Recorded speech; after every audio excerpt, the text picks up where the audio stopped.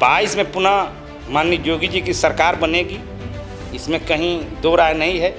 रही अखिलेश जी की बात, तो जो व्यक्ति 5 साल के बाद अब आए हैं तो कुछ उनको लगता होगा कि हमारा सरकार बनेगा। जनता देखिए, कुछ लोग तो ऐसे हैं कि जो देखने के ललक में, जो व्यक्ति 5 साल लापता था उसको देखने के ललक में रोड पे लोग जनता आ गई तो उनको ये लगता होगा कि वोट में परिवर्तन होगा। लेकिन मुझे ये नहीं लग रहा कि जिनकी जितनी उनकी सीट थी, 2-4 सीट इजाफा हो सकता है, इसमें कहीं दो राय नहीं। लेकिन भारतीय जनता पार्टी की पूर्ण बहुमत की सरकार बनेगी। केवल शिलान्यास कर देना ही विकास नहीं होता है, उसको अंतिम तक उसका उद्घाटन और जनता को समर्पित करना ही विकास होता है। पूरा करके ही देना विकास होता है। जैसे छोटे बच्चे हैं, अगर उसको पाल पोस के बड़ा कर दिया गया, उसको पौड़ बना दिया गया, तो वही घर का गार्जियन। बच्चा पैदा करके रोड पे छोड़ दे तो वो घर के गार्जियन उसको नहीं माना जाता है। वही अखिलेश यादव जी किए, चुनाव बीतते बीतते शिलान्यास किए, लेकिन किसी को अमला जामा नहीं पहनाए और ना उसका कोई फंड दिए।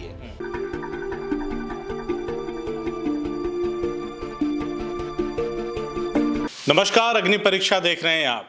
उत्तर प्रदेश में चुनावी माहौल गर्म है। तमाम नेता सत्ता पक्ष के हों या विपक्ष के हों, अपनी अपनी जीत का दावा कर रहे हैं। ऐसे में हम भी जनता की जो सियासत की समझ है उसको मापने के लिए, उसको देखने के लिए, और इस बार उत्तर प्रदेश की फिजा क्या है, माहौल क्या है, उसको समझने के लिए अलग अलग विधानसभाओं में जा रहे हैं। ऐसे में हम चलते हुए पहुंचे हैं कुशीनगर जिले में। हाटा तहसील है, साथ ही आपको बता दूं कि हाटा नगर पालिका भी है, जिसके नगर पालिका अध्यक्ष मोहन वर्मा जी हमारे साथ मौजूद हैं। बीजेपी के नेता हैं और 1992 से राम जन्मभूमि आंदोलन से सक्रिय राजनीति में इन्होंने कदम रखा और तब से पार्टी का साथ बना हुआ है। और जब 2017 में हाटा नगर पंचायत को नगर पालिका में बदला गया, कई सारे राजस्व गांवों को समाहित करते हुए नगर पालिका में बदला गया, नगर पालिका का गठन हुआ, तो उसके पहले चेयरमैन आप चुने गए। तो आज इनसे हम लोग बातचीत करेंगे और उत्तर प्रदेश की राजनीति किस दिशा में बढ़ रही है, क्या बदलाव होगा या फिर से योगी आदित्यनाथ जी की सरकार सत्ता में वापस आएगी, क्योंकि तमाम दावे किए जा रहे हैं। तो सबसे पहले स्वागत है सर। सबसे पहले तो मैं आप लोगों का स्वागत वंदन नमन करता हूं। क्या लग रहा है सर, माहौल क्या है? जो योगी आदित्यनाथ जी की सरकार है, लगभग 5 साल होने वाले हैं, तमाम चुनावी सभाएं हो रही हैं। अखिलेश जी आपके योगी जी के गढ़ में दहाड़ रहे हैं, तो वहीं सीएम योगी और गृह मंत्री अमित शाह सपा के गढ़ में दहाड़ रहे हैं। इसे कैसे देखते हैं? इसको सर, जो 17 में हमारे यहाँ चुनाव हुए थे, उससे बहुत अच्छा माहौल माननीय मुख्यमंत्री योगी जी का है। और रही दहाड़ अखिलेश जी का, तो ये लगभग 55 महीने के बाद आज उनकी हमारे विधानसभा में एक कार्यक्रम था। 55 महीने सोने के बाद उनका कार्यक्रम रहा। ऐसे कार्यक्रम माननीय योगी जी का प्रत्येक महीने हम लोग के क्षेत्र में होते हैं। और उनके भीड़ के आकलन और योगी जी के भीड़ को आकलन किया जाए तो अखिलेश यादव जी की भीड़ नगड़ रहा। यानी आपके कहने का मतलब 55 महीना तक विपक्ष सो रहा था विपक्ष। जो विपक्ष को बीच में आना चाहिए, लेकिन विपक्ष सो रहा था। उस परिवेश में माननीय योगी जी का आप लगातार कार्यक्रम देख रहे हैं। भारतीय जनता पार्टी के वरिष्ठ नेताओं माननीय मोदी जी का लगातार कार्यक्रम देख रहे हैं। उस कार्यक्रम में आवाज़ जो उनका कार्यक्रम देखें, दोनों में आप जो यहाँ आपके मीडिया बंधु हैं उनसे भी पता कर लीजिएगा। जो उनकी जो भी भीड़ थी वो हाईवे पर भीड़ थी, बाकी भीड़ उनका नगड़ रहा। भीड़ नहीं था। अच्छा, और जो 5 साल का कार्यकाल पूरा होने वाला, कुछ महीने या कुछ दिन शेष रह गए हैं, तो इसमें क्या देखते हैं? प्रदेश सरकार ने क्या बदलाव किए हैं? विकास के मामलों की बात करें, कानून व्यवस्था को लेकर करें, तो 12 से 17 वाला जो कार्यकाल था, उसके बाद अखिलेश यादव का, उसके बाद योगी जी का कार्यकाल शुरू हुआ, तो चीज़ें कितनी आगे बढ़ी, विस्तार कितना दिया प्रदेश की कानून व्यवस्था को सही करने में या विकास को लेकर? अगर 12 से 17 का कार्यकाल देखा जाए तो विकास हुआ होगा, मैं मानता हूं, लेकिन केवल सैफई और इटावा और आजमगढ़ का विकास हुआ होगा। हमारे पूर्वांचल में कोई विकास नहीं हुआ। माननीय योगी जी आए हैं, वो सबका साथ सबका विकास लेके चल रहे हैं। आप एम्स से लेकर खाद कारखाना से लेके अभी अंतर्राष्ट्रीय हवाई अड्डा मेरे कुशीनगर का जो स्टार्ट हुआ है, ऐसे बहुत ऐसे योजना है जो हमारे पूर्वांचल को दिए हैं और पूर्वांचल के लोग खुश हैं। क्योंकि 12 से 17 में एक भी आवास माननीय प्रधानमंत्री जी का जो भी योजना था वो अखिलेश जी ने लागू नहीं होने दिए। केवल माननीय योगी जी 4,65,000 प्रधानमंत्री आवास हमारे उत्तर प्रदेश में दिए। जैसे मेरे नगर पालिका में 24,000 आवास केवल नगर पालिका हाटा को दिए हैं, शौचालय 7400 दिए हैं। जो माननीय प्रधानमंत्री जी का योजना है, माननीय योगी जी ने लागू करके सड़कों का जाल बिछा दिए। और क्या गनाया जाए तो अभी आपको मान लीजिए समय का भी अभाव है, बहुत विकास किए हैं। गोरखपुर को गोरखपुर बना दिए, चिड़ियाघर से लेकर तारामंडल का देखिए सुंदरीकरण। जो हम लोग का एक पर्यटक दृष्टिकोण से देखा जाए तो गोरखपुर एक पर्यटक के स्थल पे प्रथम स्थान आने वाले समय में रहेगा। यानी लोग अब आएंगे वहाँ, हाँ, दूसरी जगहों से घूमने आएंगे। लेकिन जब विपक्षी लोगों की बात करें, जिसको आप सोता हुए कह रहे हैं, उनकी बात करें तो वो लगातार आरोप लगाते हैं सरकार ने कुछ नहीं किया। आप भी सुनते होंगे, हमारे आरोप नहीं है। लोग कहते हैं समाजवादी पार्टी के समर्थक नेता कि हमारा ही फीता काट रहे हैं, हमारे ही कामों का फीता काट रहे हैं। इस पर क्या कहना है आपका? देखिए श्रीमान जी, कहना ये है कि फीता उनका आरोप लगाना, वो जो भी आरोप लगा रहे हैं वो गलत आरोप लगा रहे हैं। केवल शिलान्यास कर देना ही विकास नहीं होता है, उसको अंतिम तक उसका उद्घाटन और जनता को समर्पित करना ही विकास होता है। यानी पूरा करके ही देना विकास होता है। जैसे छोटे बच्चे हैं, अगर उसको पाल पोस के बड़ा कर दिया गया, उसको पौड़ बना दिया गया, तो वही घर का गार्जियन। बच्चा पैदा करके रोड पे छोड़ दे तो वो घर के गार्जियन उसको नहीं माना जाता है। वही अखिलेश यादव जी किए, चुनाव बीतते बीतते उद्घाटन शिलान्यास किए, लेकिन किसी को अमला जामा नहीं पहनाए और ना उसका कोई फंड दिए। जैसे मेरे नगर पालिका का ही जो देखे, जो उनके रिज्यूम में हुआ, सपा के रिज्यूम में मेरा नगर पालिका हुआ, लेकिन विकास का नाम का कुछ नहीं रहा। मैं जब आया तो मेरा कोष खाली था और भारतीय जनता पार्टी के तो नई नगर पालिका थी, हाँ, तो कोष खाली था ना, तो हमें विकास करने में भी बहुत अवरोध पैदा हुआ। क्योंकि जो 50 गांव राजस्व जुटे थे वो सब उसी तरह खंडहर थे। और जब माननीय योगी जी का सरकार हुआ वो दिए। बीच में कोरोना काल में भी हम लोग चढ़ बढ़ के भाग लिए। कोई भी पक्षी रोड पे दिखाई नहीं देता था, केवल मोदी और योगी का कोसने का काम कर रहे थे। कोई मतलब ये कोरोना काल में सबको ये, क्योंकि ये आपदा था, समस्त दलों को आके और जन सेवा करना चाहिए, लेकिन कोई दिखाई नहीं दिया।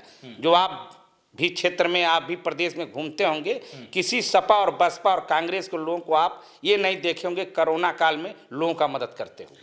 अध्यक्ष जी, आपकी राजनीति और आपकी नगर पालिका पे भी आएंगे, लेकिन उससे पहले मेरा एक छोटा सा सवाल है। सपाई भी दम साध रहे हैं कि हम आएंगे 22 में, लहर चल रही है, यूपी का जनादेश लेकर अखिलेश निकले हैं, वहीं सीएम योगी भी हुंकार भर रहे हैं। क्या लग रहा है 22 में किसकी सरकार आ रही है? 22 में पुनः माननीय योगी जी की सरकार बनेगी, इसमें कहीं दो राय नहीं है। रही अखिलेश जी की बात, तो जो व्यक्ति 5 साल के बाद अब आए हैं तो कुछ उनको लगता होगा कि हमारा सरकार बनेगा। जनता देखिए, कुछ लोग तो ऐसे हैं कि जो देखने के ललक में, जो व्यक्ति 5 साल लापता था उसको देखने के ललक में रोड पे लोग जनता आ गई, तो उनको ये लगता होगा कि वोट में परिवर्तन होगा। लेकिन मुझे ये नहीं लग रहा कि जिनकी जितनी उनकी सीट थी, 2-4 सीट इजाफा हो सकता है, इसमें कहीं दो राय नहीं। लेकिन भारतीय जनता पार्टी की पूर्ण बहुमत की सरकार बनेगी। यानी सत्ता से बेदखल नहीं कर पाएंगे योगी जी? नहीं है ना, नहीं कर पाएंगे। आप वस्तुतः व्यापारी वर्ग से आते हैं, क्या सूझी कि राजनीति में आपने किस्मत आजमाया और राजनीति में कूद पड़े, और जब से शुरू किया तब से भारतीय जनता पार्टी की राजनीति कर रहे हैं? ऐसा क्या विशेष देखा आपने? सर, मैंने देखिए, मेरे परिवार तो राजनीतिक परिवार नहीं था, लेकिन एक मन में, मैं कुशीनगर डिग्री कॉलेज में पढ़ रहा था, वहाँ से मैं चुनाव लड़ना शुरू किया। यानी छात्र राजनीति से मैं शुरू किया। वहीं से जनसेवा में हमको ये लगा कि सम्मान अगर लेना है तो जनसेवा किया जाए, उसी में सम्मान मिलेगा। पैसा कमाना कोई लक्ष्य नहीं है, पैसा बहुत लोग कमा कर रखे हैं लेकिन कोई पूछने वाला नहीं है। उस निमित्त मैंने जनसेवा में उतरा और आज तक जनसेवा करता रहा और लोगों का सम्मान मिलता रहा। और आगे अगर सेवा करने का मौका मिलेगा तो मैं जनसेवा करता रहूँगा, इसमें कहीं दो किसी ऐसे नेता के बारे में बताएंगे जिसको देखकर आपको लगा हो कि हाँ मुझे भी राजनीति में जाना चाहिए, जिसको देखकर गए हो आप राजनीति में? देखिए, प्रभावित हो? नहीं, एक हमारे यहाँ के रमापत गोड़ हुआ करते थे विधायक, जो 4 बार यहाँ से विधायक रहे। मैं उनके हाटा से मैं उनका छात्र भी रहा और उनका संघर्ष को मैंने देखा है। क्योंकि वो 2-2 चुनाव हारने के बाद वो तीसरा चुनाव जीते और उनका जो सम्मान, हारने के बावजूद भी उनका सम्मान बढ़ा। उनको मैंने अपना, क्योंकि वो हमारे गुरु थे, हमको शिक्षा भी दे रहे थे, उन्हीं के आशीर्वाद से मैं कदम भी आगे बढ़ाया। माननीय अमिका सिंह जी रहे पूर्व मंत्री, उनका भी सहयोग हमको मिला और सम्मान जो मैंने देखा जनता में, उस सम्मान को पाने के लिए हमने भी अपना कदम आगे बढ़ा दिया। 48 महीने का कार्यकाल नगर पालिका का पूरा कर चुके हैं, एक 17 और बाकी है, 12 महीने का आखिरी चल रहा है। 22 में यूपी की भी तकदीर का फैसला होगा, नगर पालिका की भी तकदीर का फैसला होना है। ऐसे में 2 कोविड की लहर भी आई बुरी तरह से, उसमें तमाम कामकाज प्रभावित भी रहे। तो इन सालों में मतलब 48 महीनों में आपने कितना काम किया है अपनी नगर पालिका में, ताकि आप अपनी जनता को बता सकें, अगर इन चीज़ों को लेकर के अगर आप आगे भी बढ़ने की कोशिश करें कि ठीक है अभी तो मैं पालिका अध्यक्ष हूं, मुझे इससे आगे भी जाना है, अगर पार्टी साथ देती है, तो कौन कौन से ऐसे विकास के काम हैं जो आपने किए हैं जिसकी बदौलत आप भी एक प्रमुख दावेदार के तौर पर अपने आप को पेश कर सकते हैं? आज 46 माह के अंतर्गत 80 करोड़ रुपए के नगर पालिका में मैंने कार्य कराया। मेरे नगर पालिका में 9 किलोमीटर हाईवे सड़क जो जाती है NH 28, उस पे मैंने लाइट लगवाने का कार्य किया, जिसमें 7 किलोमीटर तक लाइट लग चुके हैं। मेरे नगर पालिका के अंतर्गत वो मुक्ति धाम नहीं आता है हत्तीपुर में, जिसमें 4 विधानसभा 2 लोकसभा वहाँ मिलान करता है, लेकिन मेरे मन में एक ललक था, मैंने एक 4 करोड़ रुपये का मुक्ति धाम बनवा दिया, क्योंकि वो आदमी का अंतिम यात्रा होता है, वहाँ सारे सुख सुविधा को मैंने बरकरार रखा है। मैं जब पद शपथ ग्रहण लिया, उसी दिन से मैंने एक दिन देखा है जब दरवाजे पर आदमी का लाश, जब आदमी मर जाते थे तो टट्टर टाली सारे लोगों के पास नहीं होते थे शमशान तक जाने के लिए। मैंने पहले ही, मैं अध्यक्ष नहीं था उसके पहले भी ये काम करता रहा, पॉकेट से अपना टट्टर टाली गरीबों का व्यवस्था करा करता। लेकिन जब मैं अपने पद पर आया, मैं लगातार जो भी मेरे नगर पालिका मरते हैं, जो हमसे सहयोग मांगते हैं, उनके लिए लकड़ी से लेकर टट्टर टाली सारे व्यवस्था, और नगर पालिका में लगभग 26 जो पक्के पोखरे का निर्माण मैं करा चुका हूं, जहां पे माताएं बहनें छठ घाट का कार्य करती हैं, और सड़कों का और नाली का, क्योंकि बात सही है विकसित नहीं था, लेकिन उसी में सड़क और नाली का भी मैंने उसी बजट में से काट किया और उसका भी विकास किया।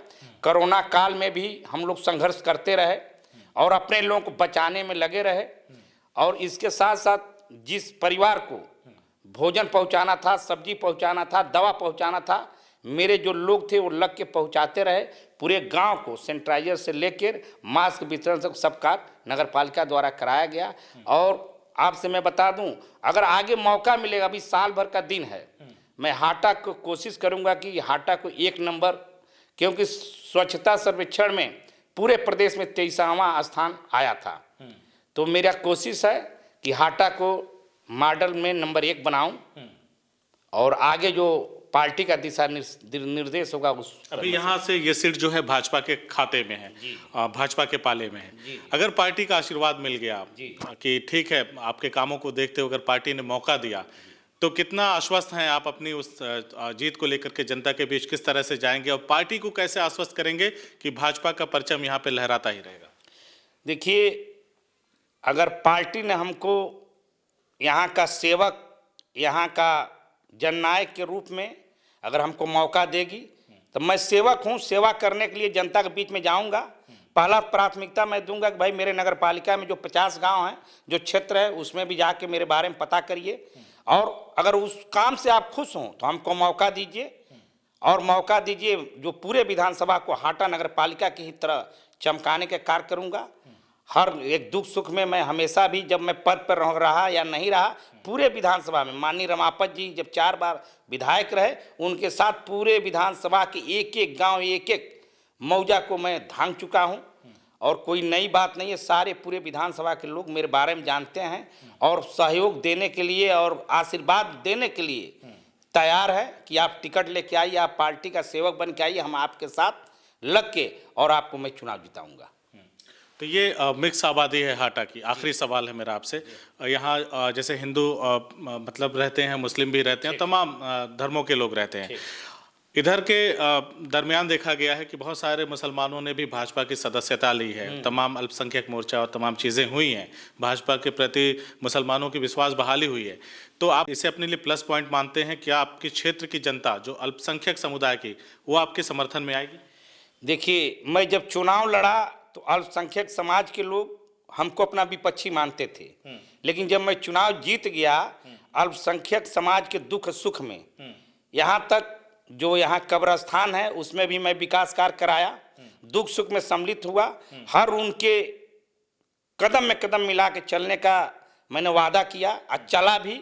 इसको देखते हुए हमको लग रहा है कि अधिक से अधिक संख्या में अल्पसंख्यक वर्ग के लोग मेरे पार्टी से जुटे, हमको अपने विश्वास में लेकर और सम्मिलित हुए, और वह पूर्ण हमें विश्वास है वो जितना आए उसके कई गुना लेके, अगर पार्टी मुझको मौका देती है तो कई गुना लोगों को लेके मेरे साथ पूरा सहयोग करेगी।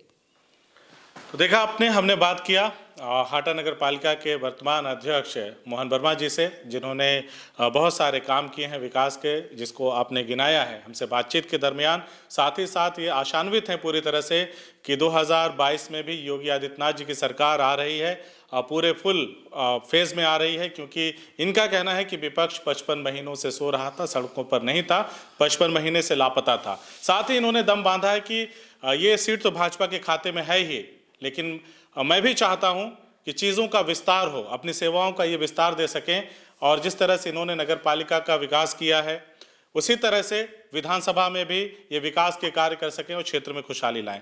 हमसे बातचीत करने के लिए बहुत बहुत शुक्रिया आपका। धन्यवाद सर।